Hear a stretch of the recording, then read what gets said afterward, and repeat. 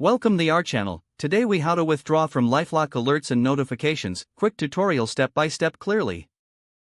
Open the LifeLock website or app on your device. Log into your LifeLock account using your credentials.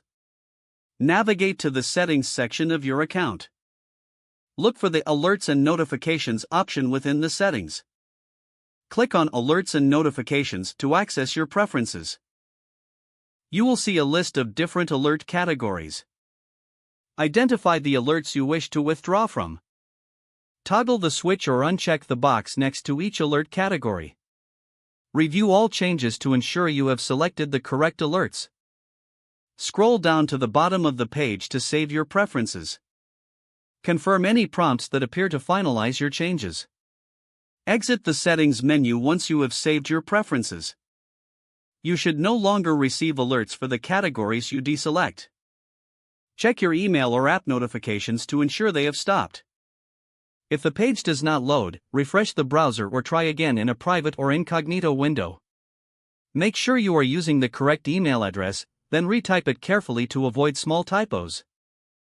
If your password is not accepted, use the reset option and create a new strong password you can remember. Check your spam folder for verification or security emails, then complete any requested confirmation steps.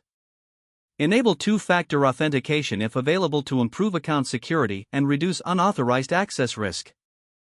After signing in, review your profile details so your contact information and settings are accurate. If you see an error message, note it down and try again after restarting your device and internet connection.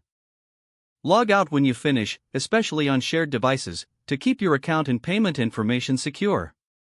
If the page does not load, refresh the browser or try again in a private or incognito window. Make sure you are using the correct email address, then retype it carefully to avoid small typos.